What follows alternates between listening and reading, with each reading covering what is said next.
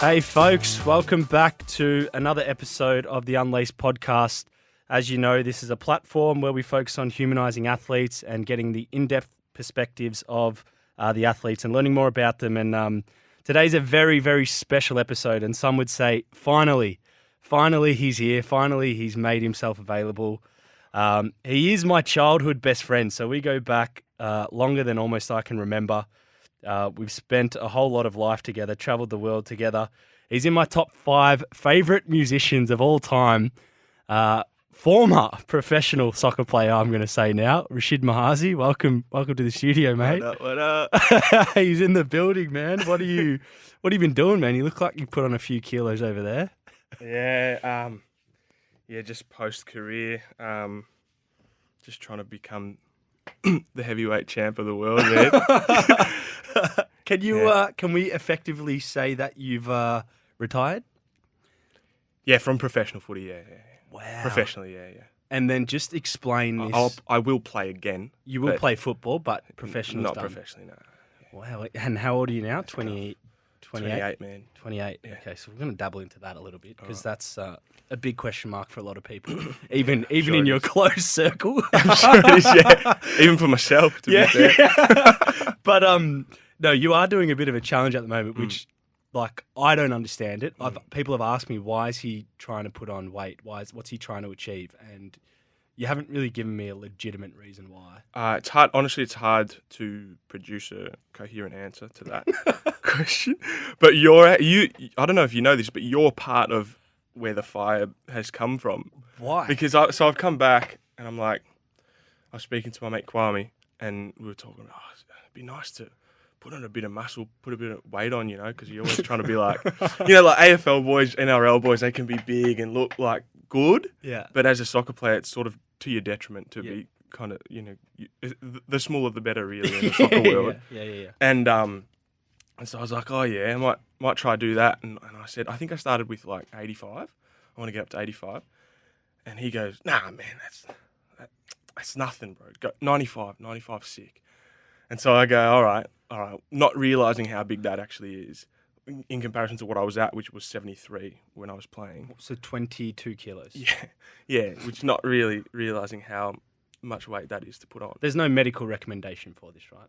No, it's definitely to my detriment. Yeah.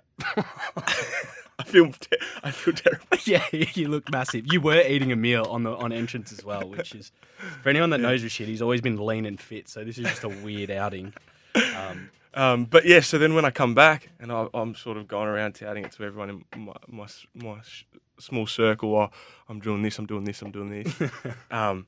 And you boys, you and a couple of your mates were like, 95? No way. No chance. Yeah. And that was where the fire was lit. And I mean, the other side of it is a bit more of a serious thing, which is last time I stopped playing, which was was definitely a temporary thing. It wasn't like, I'm finishing up, I'm done. It was like I'm having a year off at that time. And when I did that, I didn't have a specific physical goal to sort of like, I think for my brain, I need something to like a physical specific goal to look forward to. Otherwise I just sort of go off the rails and party too much. And, this is interesting because I'm the exact same, like very goal orientated, and like whatever I do through the week, it needs to be for a reason, like to an end point. And with soccer, with any sport, training a week is for a game. Like you're preparing mentally for a performance. Like, so that's one of the things that I find difficult for athletes after is like, what's that end point? You don't play in stadiums anymore in front of packed people. So how do you fill that void? Yeah, exactly. Are you struggling with that at the moment? And I mean, exactly why. I guess I had that learning curve of the first time that I did it, and it went terribly wrong.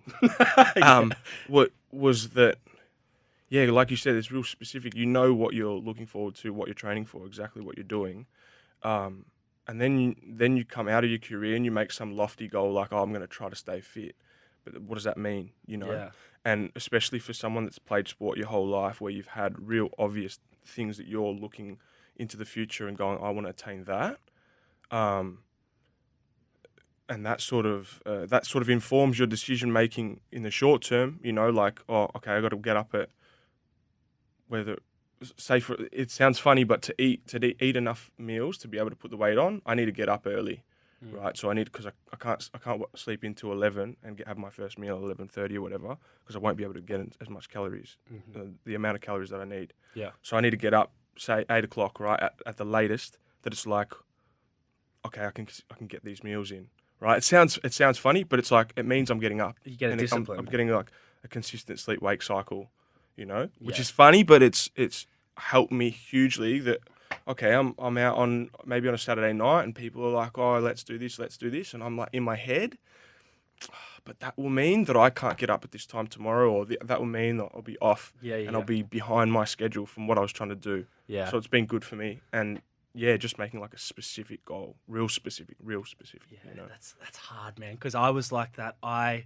As you know, when I came out of soccer, I started partying heaps because I didn't have a reason to say no. Like, and Exactly, I was like, yeah. well, what else am I going to do? That was Exactly where my right, yeah. perspective was that. And then, obviously, when I was playing, I never went out because I had soccer next day. Yeah, Like, yeah, exactly. every athlete's experience. But let's get talking about your recent journey that you've just come off. You were playing in Korea for a couple of years with the famous Incheon United, which, if anyone knows Rashid at Incheon, he was loved, absolutely loved by the fans. I was just saying, there is a video on YouTube, 19 minutes of Rashid's season in 2019 of him just slide tackling people. Like, just slide tackling the shit out of people. But I do want to speak about that experience because I've said to people that there's not too many people I know that would have come out of that experience stronger than you, and someone that was built enough for that experience. And the reason why I say that is you were living in another country with not so many tourists, like mainly locals in Korea, and especially the part of Korea. So there probably was a lot of non-English speaking people through a pandemic. So, yeah. So can you explain to me just about your whole experience in Korea and the timing of obviously COVID and the season there? Yeah, to be honest, the pandemic didn't really change my life too drastically because I was doing nothing as it was before the first year. It wasn't like I was going out and partying and doing it. It's just like I was going to training before. The year before I was going to training, coming home, cooking my meals, doing my study, going to sleep, like doing that every day. So then, I guess it was pretty similar. I mean, there was changes to the season, the way the season was structured, and we had a few. It was funny, we were talking about it. Me and the other foreigner boys saying like, you know, we get these like 4 days. Sometimes we would have 4 days off in a row, which you never have. You know what it's like. You never have that in the season, right? Or even in your preseason. And so we would get these 4 days off because it's like, oh, they've pushed the season back a month or whatever. And I would say to the coach, please don't do that because I've got nothing to do. I got nothing It's left. the worst thing ever. And I swear on my life, there were a couple days that I realised that say, I'd pack my fridge and whatever, I'd set myself up, and then I'd have these 4 days off. And I'd realise after maybe 2 days, I actually haven't spoken a word. I haven't opened my mouth to one person today. That's ridiculous. And I feel like it's very unhealthy to some extent. But you somewhat like that in some yes, regards. I mean, that's something that I've got to sort of try to keep going into a career of sport. It's so taboo to say that you've got something outside of sport, and you almost feel like you're being disrespectful to your sport. I remember having this thing. People would come in to, give us talks at Melbourne Victory or something. We'd have them maybe once a month, once every 2 months. People would come in and whatever they're doing, real estate or whatever. And I remember saying to the boys, or just thinking about it myself after this, man, I'm just focusing on my football. Like that's what I'm doing. That's what I'm doing, But it's also, and we've spoke about this, that I actually think it's in a weird way better for your football to have something outside.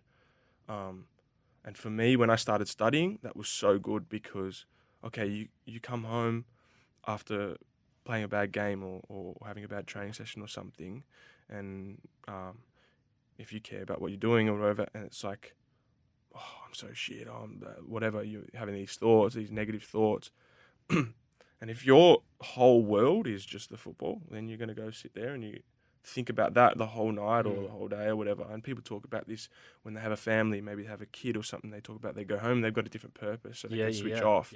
And for me, doing the having other interests outside, whether it be my music or psych stuff, is like, I go home, but okay, I had a bad game or I had a bad training session, but shit, I got to get this assignment done. So just automatically you just switch off, and it actually helps your sport, which is a weird thing because you hear these people like Roy Keane and Carragher and talk. Just focus on your football. Focus on your football, man. Forget Colvin. But I think it's wrong, and I think it's old-fashioned. Honestly, in my honest opinion. What was the standard of football like in Korea in comparison to the A League, where you obviously had a lot more experience of? Yeah, such different football, like so different football. It's hard to say the standard. I mean, I think the top 4-5 teams probably quite a bit above the A League, I'd say. Just in terms of what, like the quality across the park or the imports or? So, I mean, I think we've had better imports here. We have great imports. Yeah, I think so. But the Koreans, man, they're just technically perfect. Like they don't take a bad touch. They can play with both feet, all of them. They can play long, they can play short, everything. And so technically because they've trained every single minute of their just like military. They're so military influenced over there that's they've trained so hard in every aspect of technique that they're all pretty perfect. And then obviously the imports sort of make the difference as they do here maybe. But I'd say like there's we used to speak about it quite a bit, but through the cultural influence of the way that in Korea there's such high value placed on respect and the respect of elders or people higher in the hierarchy than you and whatever. So you look to the coach and the coach tells you to do something, say for example. And I remember one of the biggest lessons for me when I was at Victory was I was doing something. We were playing a game, I think a friendly or something, and Muskie had told me to do something, and I was doing it and it wasn't working, and I remember Fahid Ben Kalfala cracking it at me and going, like, bro, I know he told you that, but fuck, you have to make your own decision when you're on the field. You know what's best on the field. You make your own decision, and that was like a big lesson for me. And then over there, you see it much more. It's much more salient that the coaches told them to do something, or their coaches through their life have told them to do something, and they've stuck to that. Very regimented. Yeah, very, very regimented. So I think the creative thought, the ability to change when something's not working in a game, to go, okay, boys, this is not working, let's do this, is better here. But in terms of just technically, they're miles above. Miles above. One thing you mentioned when you were there as well, I remember you saying, and I remember you saying obviously the league was very orientated around like fitness too, like it was a very strong league from a fitness point of view, which is probably why you settled in so well, but also the training aspect. You were like training a lot. Yeah, I mean the first 6 months I was there, we had a coach that apparently I realised that was not typical Korean coach. And so my first 6 months I was like, this is great, normal training sessions, like normal meetings, normal everything, it was pretty similar to here. It wasn't too different. And the boys were like, no, that's not normal. And then, a new coach come in the next year. And it was just straight away, it was so different. It was like 3-hour sessions, 2.5-hour sessions minimum. This is like most of the session you're walking around, or that was with this particular coach, but just such long sessions, and I ended up doing my calf 3 times. So just wanted to speak. Yeah, you did. You had your calf was just blowing up there, the baby cow. But how did there's a story of like the coach having a discussion with you about potentially what's impacting those calf muscles. Yeah, so that wasn't the coach that I was just talking about. That was the second coach that came in, third technically, because we were struggling. We were really struggling, and it came to a game. I remember I don't remember exactly the numbers, but it was something like we were. So only bottom was getting relegated last year, and it was like round, I don't know, like say 20 of a 27 round season, something like that. Yeah. And we were like 14 points below second last. That's 14 points below, second last. Yeah. And I remember because we'd gone into that game going, oh, this is really important games, boys. We need to win this, otherwise, And sorry, at that time we were 11. And then we lost that game. And I remember sort of people looking around the change room like, oh, like that's it. Yeah, You can't come back from that. There's too many points. And this guy came in, this coach, and he's a nice guy. We didn't really our philosophies didn't really see eye to eye, but he was he just changed everything. Crazy. And he's I don't know how he did it, but he saved us in the end, and we stayed up. Yeah. But he was very, very, very strict. He came in the first week. He comes in and he goes, "Oh, he's redone all the fines list." So I don't know for people listening, if you don't play football or whatever, or you don't play sport. In your sport teams, you don't have this, but we have fine lists, right? Where you make it. I don't know, you get nutmegged in training. You pay You're $10. late to training, Late late to to training, game. $50. As a monetary right? punishment. Yeah. And it's a bit of fun. Normally, it's not that serious. It's sort of like to just keep people in line, but a little bit of a laugh as well. And this guy comes in and he just goes, "Oh, I've redone this fine list." And basically, it's like, for example, things that were on there was if you're walking and you're on your phone, $1,000 fine. If you're Right. if you're seen outside your house after 10 p.m., $20,000 fine. What? So, if you show a bad attitude at training, $10,000 fine. Just insane stuff. Please tell me this was contested. Well, there you go. So most of the boys just went and signed it, and us, the foreigners in the team, were like, "There's no way in the world we're signing that." So we had a separate meeting with him. He's like, "Why don't you want to sign it?" And we're like, "Is that even a question? Why are you even asking that? Why wouldn't you sign it?" Anyway, so there's this whole thing. Typically, though, fines are built by the players for the players from an inner sanctum to have discipline. But also that the monetary, there's a kitty, that money goes back into the players for team bonding or experiences. Yes, so that's not the way it works over there. A coach to dabble in that is a dangerous strategy, boss. Yeah. So that was the first week, and I was like, "Oh, this is going to be difficult for me," And anyway, so then, but we actually we were all right. We had a good relationship. He was a good guy, and he good coach. Yeah. And then. But I'd done my calf. I can't remember exactly, but I had done that was my third calf that I'd done. In the space of a season? Or? Yeah, in the space of a season. Wow. And he'd come in and he knew that... No, so he had come in, I just came back and I played one game and then I redid it. And that was the first game that he came. And he came up to me and said, "I like it, I want you to stay on next year. I really like what you're doing, blah, blah, blah, all this." When he comes to talk to you in these countries, because I'm assuming, can he speak English? Oh, sorry, no. This is through translator. So there's always a kind of a mini man with him. Yeah, so this is through translator. And he goes, "I really like what you're doing, blah, blah, blah," through the translator, of course. And he goes, "But I hear that, you have an interest, you play your guitar, and you're doing a study outside of football. Do you think maybe you can stop this stuff? Because I think this is why you're doing your calf."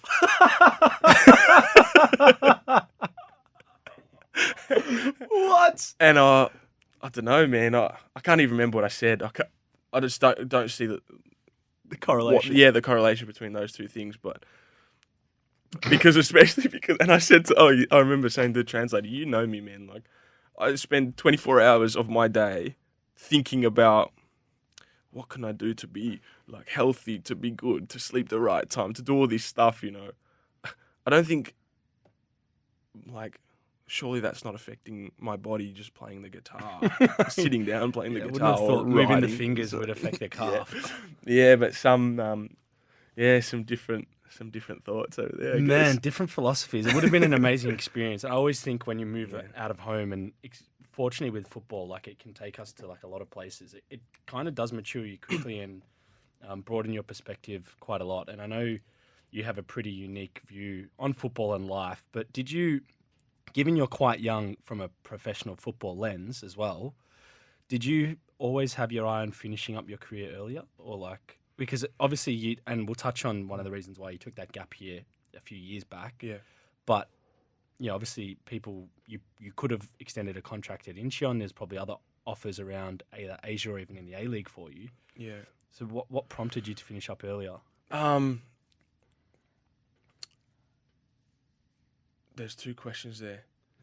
Did I have that Yeah. planned or Planned and yeah. then... Okay, so in terms of planning it, nah, man, that's why it's such a difficult decision. And you know, it's like where as a kid, I wrote this. I got this thing that I wrote up about it. I haven't put it out yet, but of how you just could never see yourself falling out of love with the game. Like you could just never see that happening. You know, you're so obsessed with it. And yeah, so it was definitely not something that I had thought, especially when I was younger, that would ever happen. And then through the years, it's probably gradually happening. It wasn't like a sudden thing, anything sudden, but it was definitely gradually happening. I think what sort of spawned it on, I guess this past year, I had a lot of anxiety, real bad anxiety. And that, it's hard to say exactly where it came from. But it was basically, it started when I first went back, completely not football related at all. Like it was something that happened. There's completely irrelevant. But something happened and I started having panic attacks after that for about 3 weeks. And quite intense, if I'm being honest. Like, sort of feeling like, honestly, there was maybe 4 or 5 days that every time it was happening, I was thinking, fuck, I better go to the emergency room, like I'm having a heart attack, like that. Wow. And then it was like a button was flicked in my body, and then the anxiety continued after that. Much to a much lesser extent than those 3 weeks, but it was always sort of there.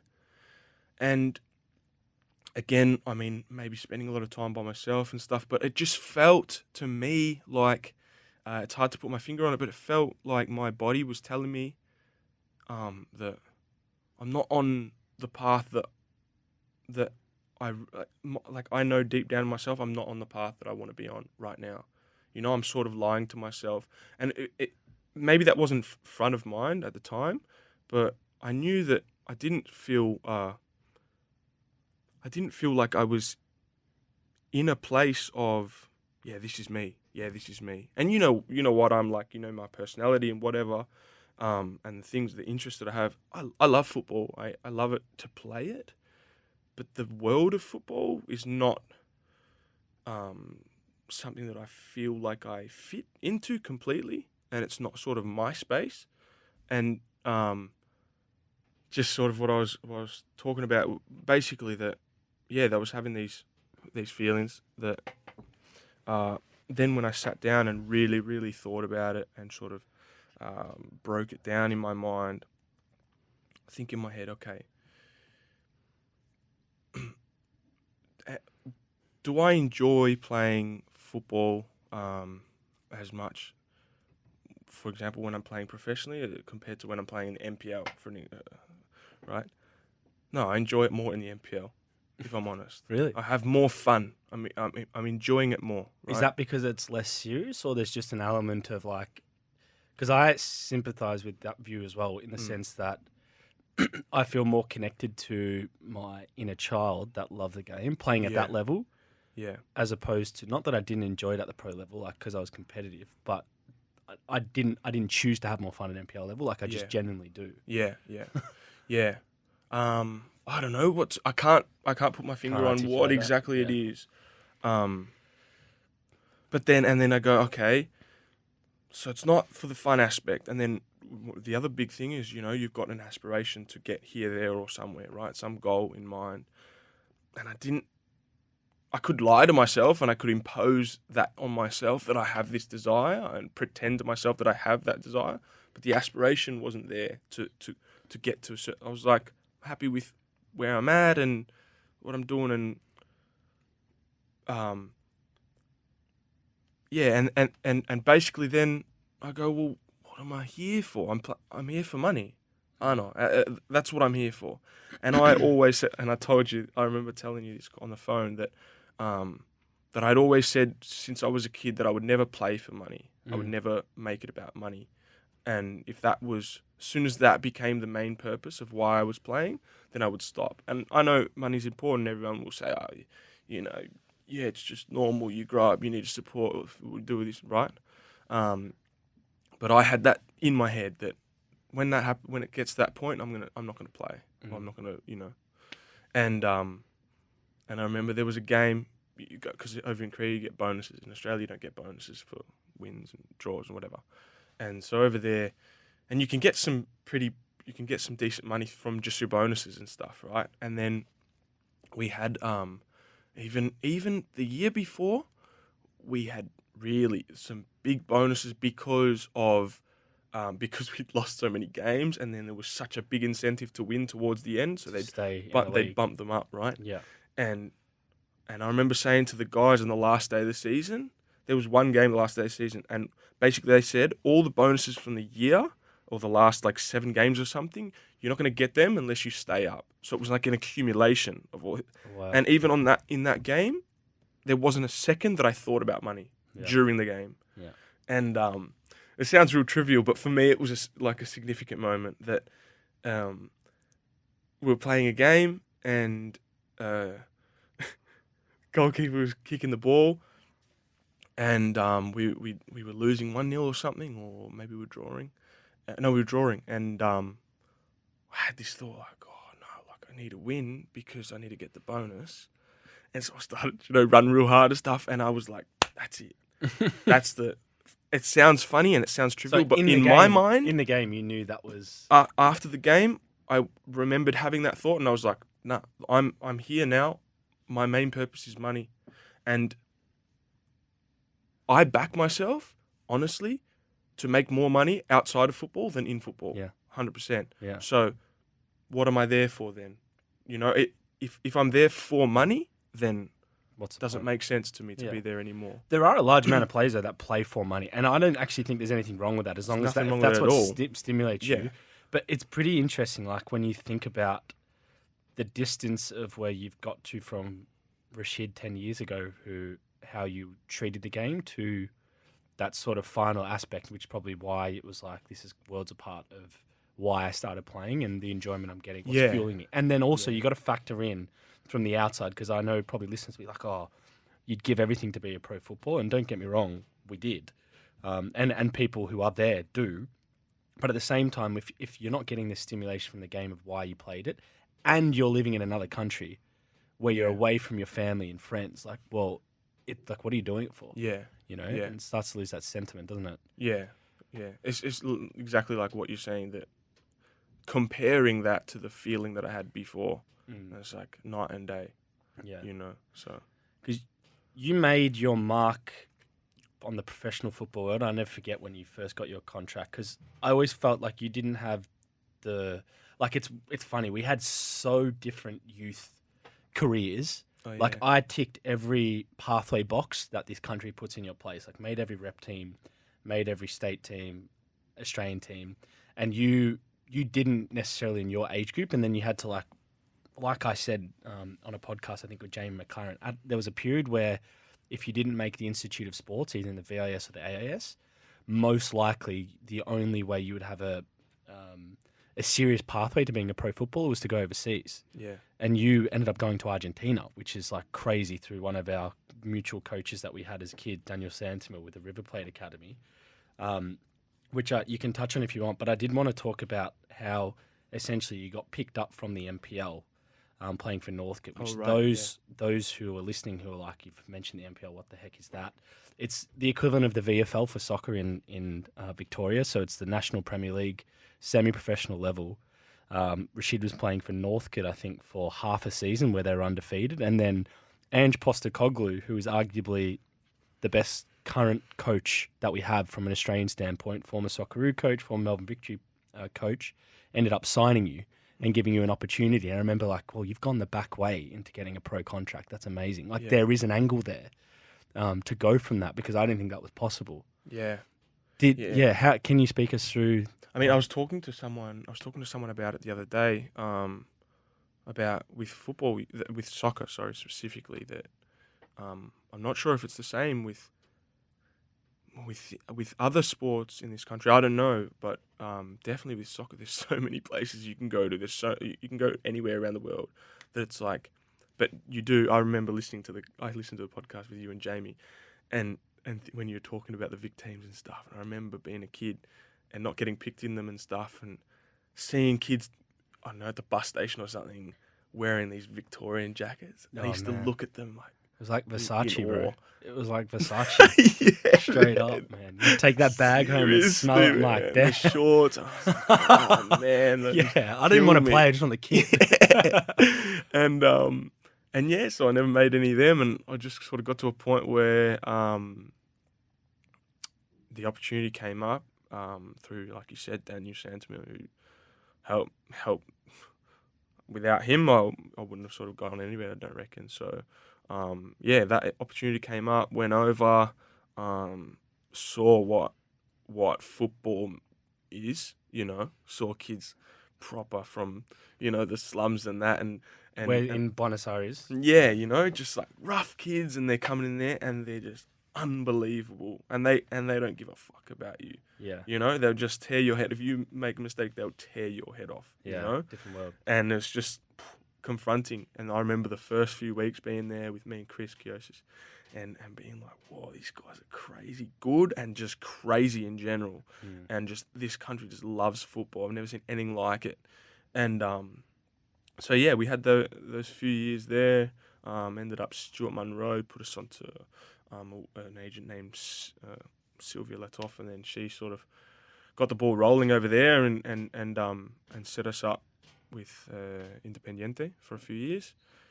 And then I came back, and I thought, honestly, coming from there, I thought I'll walk into the A League. Just by seeing the quality of those kids and what I had seen here, and maybe it was displaced, the confidence, but came back in the MPL and went to Northcote, where a few of my mates were there, and a good coach, Goran Lozanovsky, and then shout out Loza. Yeah, man, and we had a young team of, at the time, I don't think it was really like player, big names or anything like that in the MPL world, but we just went boom, boom, boom, straight winning like 4-0, 5-0, 5-0, 4-0 first few rounds. And then I think it was Darren Davies who actually came to the game and came and watched. He was like an assistant coach at the time. Yeah. Or he was assistant or with the youth. I can't remember exactly, but he was always there. Yeah. And he was awesome. And anyway, they said, come for a trial. And I guess it's always been, it's funny, when I think back on those like moments, there's always been moments just before I've sort of confirmed my next trajectory up, that I've had this, oh no, like I'm done. I'm not going to be able to get to where I want to get to.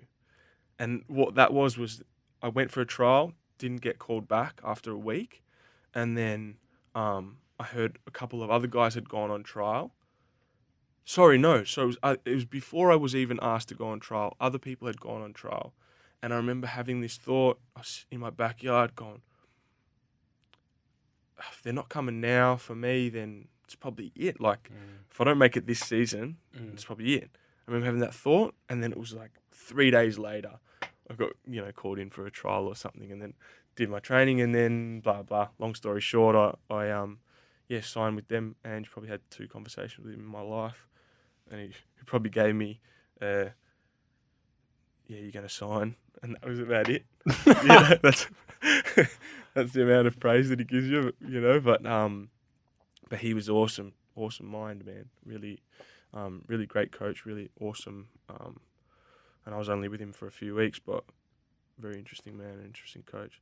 What was it like playing under Ange Postecoglou? And like, second question just on from that, the early experiences you had at Melbourne Victory and like first taste of professional football.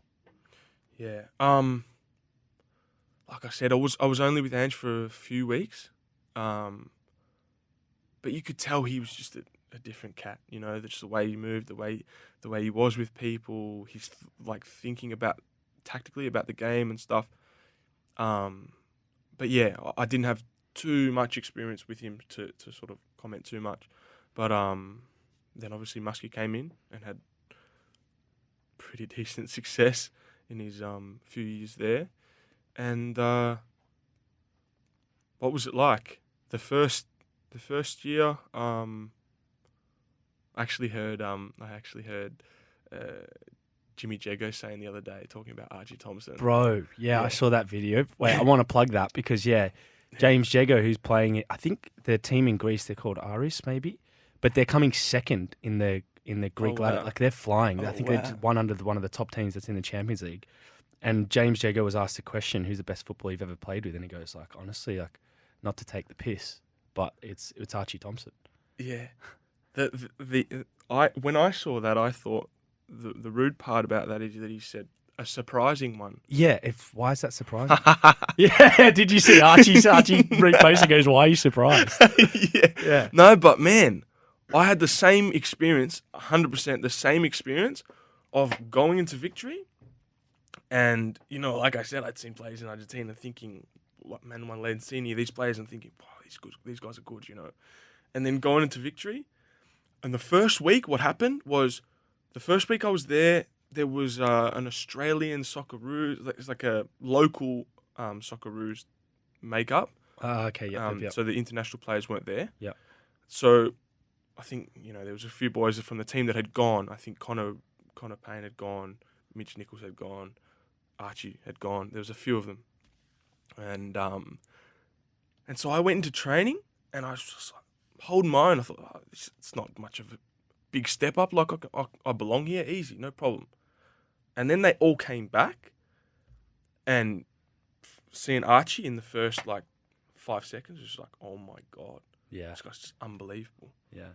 Yeah. So, it was awesome, man, playing with one of my heroes like Archie. Yeah. And then, people that are in my own position, like Mark Milligan, that is, what a incredible player and career and everything. So, yeah, had an awesome experience there. It wasn't all sunshines and rainbows, the first. Yeah, because that's what I want to talk about. Yeah. Like, it was a bit of a roller coaster journey, and you played a lot of games. How many games did you play? Did you play just under 100 for Victory? Somewhere around that, I'd say. Yeah, just under 100, won a championship. Arguably, on paper, you'd say that's everything you'd want to experience going in. And as you said, you played with great players that you could learn a lot, and I know you got a lot of great friendships out of it. But did you feel that, one thing I wanted to touch on with you was, I know you actually, from a roller coaster standpoint with some of the coaches, you had some run-ins, you obviously had some great moments as well, but some of the run-ins you had, and also just some of the fan communication that you were encompassing, either on social media or just in general. You were kind of a bit of a target at a point. Yeah. And having to navigate through that as a young player is very tough. Yeah. And it's not necessarily warranted either, right? It's just, how was all that experience for you? Yeah, it's a weird dynamic, isn't it? The way the social media thing, the way people speak to people on social media, that they would. I don't know. It's like where are these people in real life? You know, like no one's saying it to your face, and whatever. So it's just such a weird dynamic. But to be honest, I think I handled it quite well. I felt like I was. No, you did, quite, definitely. Yeah, I felt like it like of course it affected me. If I would see that shit, it would make me upset or whatever, right? But I sort of don't want to discredit and I don't want to say that I was able to deal with it, so then it's okay. So I'm sort of careful that I want to say that. But I'll say from the perspective of someone like Muskie, for example. He's the type of person that he just expects such high standards all the time. This is Kevin Muscat. He's a coach, right? Yeah, sorry, A-League Muscat, legend, yeah. soccer legend. Yeah. And you know, he can have a laugh and he can have a joke and whatever, but if you're doing the wrong thing in terms of play or something to do with your playing, he'll come at you, you know, and especially when it's in the game, you know, and I'm careful to say that it's a good thing, but I think for me, it made me better. So it's hard to say because obviously each player is different. Every player is different, and there's definitely the thing of you definitely shouldn't treat every player the same way. And I think that's one of the main things that coaches get wrong, and something that's definitely changing. But one player might play better if you scream at him. The next player might play better if you tell him he's the best player in the world, and whatever, you know. But for me, I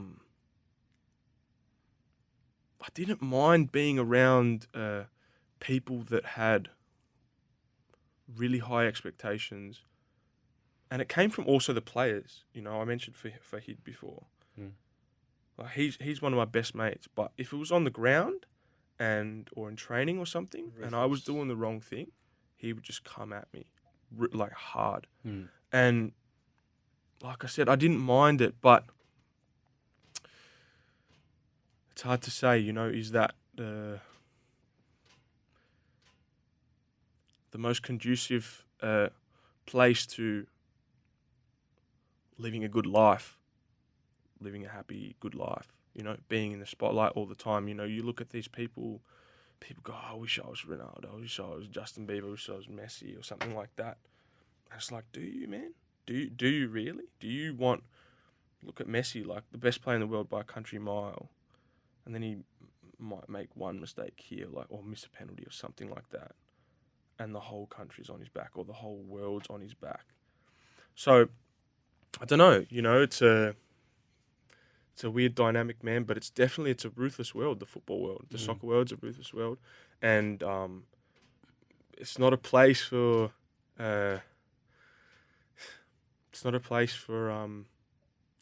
where people are putting their arms around you and going, it's all right, like, you'll be okay. And that needs to change, 100%. That needs to change. There needs to be a space in the sport world that, especially in soccer, like, I think AFL, NRL definitely do it better than what we do in the A-League.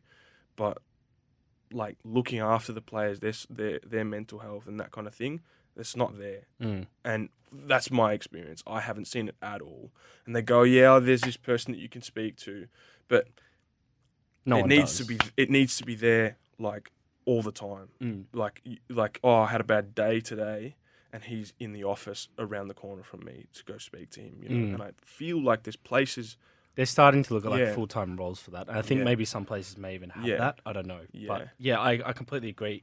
Was there any specific situations where you had, because I don't want to not focus on the success you had on the field, because you played for the best team in the A-League through their period where they were the best team. I mean, you talk about the players they had, like from Troisi to Barbarouses to Archie Thompson, Rojas, Mark Milligan, I mean, Del Pierre, like a ridiculously strong team for so long that won championships, and you were a part of all that and pivotal throughout. I mean, you were either the first one on for Valerio Milligan or you were starting through periods and patches. And which is why I think like a little bit of the criticism you cop from the fan base through some periods of that was just unwarranted because it wasn't realistic to the situation. And like if it was easy, everyone would be playing A-League, right? Yeah. But were there any moments, because the reason why I think your view started to shift on football a little bit was through some of the, I guess, the structure of how football clubs are run and how decisions were made, and like that cutthroat aspect, where the people element was lost. Yeah, so it's a fine line, isn't it? Because you could talk about on the field being ruthless and that kind of thing, but there's definitely an element. I probably won't say any stories, but there's definitely an element of not treating people like people, not treating people like human beings with the respect that they deserve. Can I say a story? Just day-to-day stuff. I mean, like there's little things, right? It's like things that happen in training, like how coaches select the team, how they isolate players who aren't doing well. Like, that basic little things like that are things that just are normalized. I felt like when I was playing, someone has a shit touch or a shit session, coach doesn't speak to you for like a day or a week. Yeah. Some coaches will come and go, what's wrong today? And good. But like, ultimately there's a lot that it's not important to me. He's not important to me now because my job's at risk. I need to win. He's not going to help me. So I guess it comes down to the question of it's capitalism, isn't it? Like at the end of the day, it comes down to it's a business, and you're a commodity, sort of. Like I remember I reckon he'd be all right with us if I say this. Jimmy Jago, bleep it out if you message him first and see if it can be. Yeah, I'll message him. Wink, wink.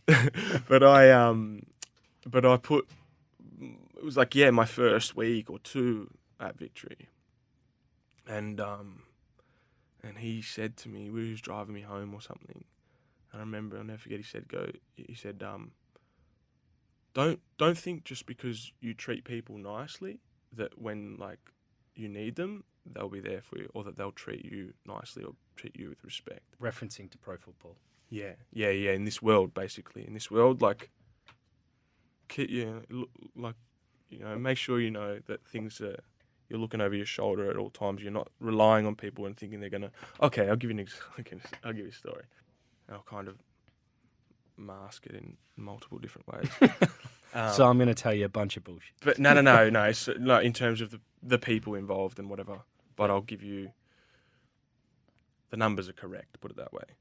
And so basically, there was a guy in Korea that I met, an import that I met, and talking to him about stuff to do with his contract, blah blah blah.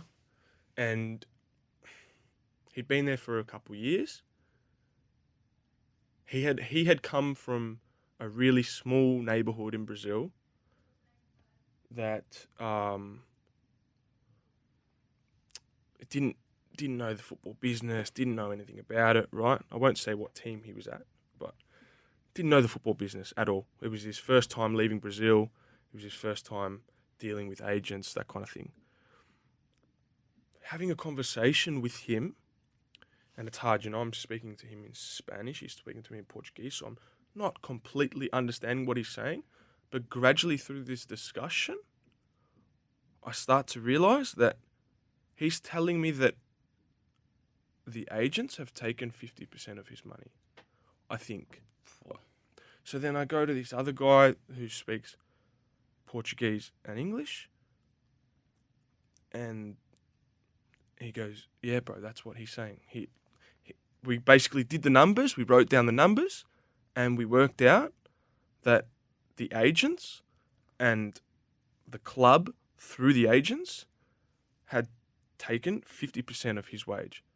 They'd done and they put it in the contract, but the contract was in English, so he doesn't understand it. So it's on him as well. It's partly his fault, but he's a young guy coming from who doesn't know anything, and these guys are just completely taking advantage of him. So there's stuff like that. That's an extreme example. That's obviously not happening every second day of the week, but there's stuff like that just for people I mean, I don't know if anyone knows this stuff, but I mean, I wouldn't be giving more than 5-10%, like maximum 15. Like that's Anything that's above 5 really. yeah, that's the high end already. 50% is insane. Yeah. You know, and this guy's coming over there. He's left his family. He's left his kids. He's like doing it tough by himself. He hates it. He's doing it rough, and these guys are taking 50% of his wage just because they're playing off the fact that he doesn't know any better. So I'll take, stuff. So there's elements of like that, yeah, it's a business. And so it's so cutthroat. It's like any other big business that's around. But it's wrong. At the end of the day, it's completely wrong. I don't know how it's not useful to criticize something without a solution, I guess. But at the same time, like, let's at least bring light to that kind of thing. It's crazy. That's crazy. That's a crazy story. And as you said, 5% I think is the max for what players, at least in the soccer world, agents take. And arguably, that's why it's tough for agents in Australia, because not all wages are that much. Like, it's not. But and this, by the way, this is not bashing agents, because I got the sickest agent in the world, Tony Rallis. Shout out, mate. Shout out, Tony. But this is. That was the club was doing it through the agents as well. The club was taking kickbacks, so it's not just it's just the world, I guess. Yeah. So the period after you won the A-League, what year was that? Was that 2016 or was it later than that? 2014-15, I think. 2014-15. I can't remember. You didn't do the research. No, I was at the game, but I just don't remember when. No, I don't. 3-0 win against Sydney. Yeah. I think it was 14-15 season. I think. Was that the last year? In regards to you, did you take the gap year? Me? No. So I played another year. Okay, so around that time, I know. Obviously, there was a few reasons why you wanted to take a year off. One was just to kind of live your life. I think an element of maybe your father passing away, Abdul, rest in peace, God bless. Like, what was sort of the reason for that gap year? Because was that to kind of taste what life is outside of football? Yeah, I mean, loads of stuff. Yeah, I didn't feel great. I wasn't enjoying. I was going to training like it was a job. Like, I was dreading to go to training. I wasn't enjoying it. I wasn't getting the best out of myself. Then the Bubba stuff happened. Sorry, the dad stuff happened. Bubba in Swahili. Yeah. Mambo poha. Poli. I wanted to taste life, man. I wanted to get out of my head a little bit. Wanted to see, do the music thing for a little bit, travel, meet some nice women, do the whole thing. You met a few, I'm sure. Yeah, I wanted to do the whole thing, and man, be a normal guy.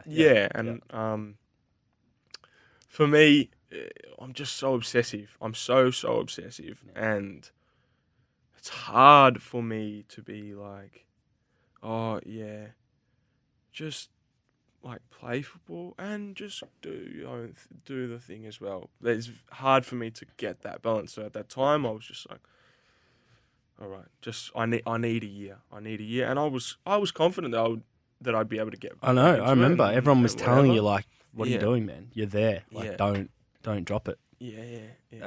It's crazy. So when you look back now on your career, because you actually played quite a lot. I mean, five or so years at Melbourne Victory, then a year at the Western Sydney Wanderers, then you had 2.5 seasons roughly at Incheon, which, I mean, you've maxed a lot in a small amount of time. But is there anything specific from some of the players that you played with, coaches or people in that industry, that you've taken away as like a positive, as like, shit, that the way they are is beneficial to me long term, like some of the skill sets that they have? And I know we've spoken of this before with like maybe how Fahid was and how brutal he was about, everything that he did and like his high standard, and Musk, for instance, just things like that. Is there anything that stood out to you that industry has given back in a sense to help you? Man, the year that I had off, that year that I had off and I worked a normal job, it was like I'm miles ahead of everyone. Just my focus, my attention to detail, my being on time, like Yeah. that's a small thing, a tiny thing, being on time for things. In I don't know what it's like in the corporate world, but I speak to people all the time that have quote unquote regular jobs, and they say, oh yeah, sometimes I sleep in and just get late to work and whatever. And in the football world, you know what it's like. You walk in literally 1 minute after, and people are looking at you like Like you killed someone. yeah, and if you do that multiple times, like people start getting shitty with you. Yeah. And so just Like people genuinely don't like you. yeah. And I heard you talking about it, and we spoke about it after that. You don't realize what the skill sets you're building in football or in your sport that other people they're not building those skill sets. Yeah, they might be a bit ahead of you because they started their apprenticeship a few years earlier, something like that. You might be coming in terms of time a little bit behind, but in terms of mindset, determination, sacrifice, like who's that's working in the office is going, oh yeah, nah, I'm not gonna go to bed after 11 o'clock, and every meal thinking, is this the right amount of rice? Is this the right amount of fish? Like, whatever it is, just that kind of level of sacrifice. Oh no, I can't go to my best mate's wedding because, I've got to sleep and go to training or whatever it might be. Yeah. The things that you go through that are normal growing up as a kid, sacrificing your whole world, thinking 24/7 about one thing and like trying to be the best at that. How transferable that is into your regular life and into your your future careers or whatever. It's awesome. Yeah. And but also the other side is I always mention Cavalieri as for me, like he was the captain of Melbourne, and when he came in, it was, for me, he's just such a normal guy, but I looked up to him in so many different ways, like in football, but outside of football. And there's multiple people like him and Archie and Fahid, and for different reasons, all different reasons. But you look at them, and it's like one thing that I think, say for him, was the ability to be quite special and do really amazing things objectively. But then just stay down to earth and still treat this person A, who might be, I don't know, the best player in the world or something, and then treat Best Heart Barisha the same way you treat the kit man, or the same way you treat your mate or high quality person. Yeah, so it was those things, but lots of stuff, man. When you look back on your career now, are you content with everything that you achieved? Because you've obviously come out on your terms, so I assume there's an element of like you thought of this for a long time, so you're at peace with that aspect. Yeah. So that was the other thing that I guess, when I was talking about the whole mental health stuff and being over in Korea, like I left the second last season when we had stayed up, like on the last day we had that dramatic survival thing. And I came back here for holidays, and I sort of felt like, I spoke to my agent about this, it's like I felt like I had something to prove to myself, not to anyone else, but that I can play at this level, that I'm good enough, that I can do well, play regularly and play well regularly. And I had real good time and did all that, and then I went back at the start of the season. I was like, what am I back here for then? Like I'm content. Like I did it. I'm sure. I've ticked that box. Yeah, I've ticked that box. I'm good. I know I'm good enough, and I put everything into it, and I got what I wanted out of it. And like I said, then it was about money. That goes back to the whole thing. But yeah, man, 100% content as with what I did, and you're always gonna say, oh, this one thing, I should have done this or could have got to that. But mate, people will be saying that until the day they die. Yeah. So, mate, it's been a pleasure. But what's next now for you? So you're studying. I mean, do you have a view, or are you kind of just figuring it out as you go and dabbling in a few things? Man, I'm going into the psychology the same way I got at football, man. Wow, I love that, Yeah, bro. yeah. Love that. So Maybe we'll get that's you the on for a focus. psychology. Yeah. Mindfulness. Maybe you can be filling that void that the game needs, man. Yeah, well, Someone to hopefully talk to I'll about play the my other part. side. But it's been a pleasure. Rashid Mahazi, as I said to everyone, my best friend since I was a little kid. We played soccer together. We've travelled the world together. Been dying to get you on, even though you're 25 kilos heavier than your boxing weight. But man, thank you so much for coming in. And you do got a really unique story. Leaving the game at the point on your terms is not an easy thing to do. It's a tough thing to do, and you achieved a hell of a lot in your career, man. So congrats to you on that. Thanks for having me, Jacob BD. No worries, brother.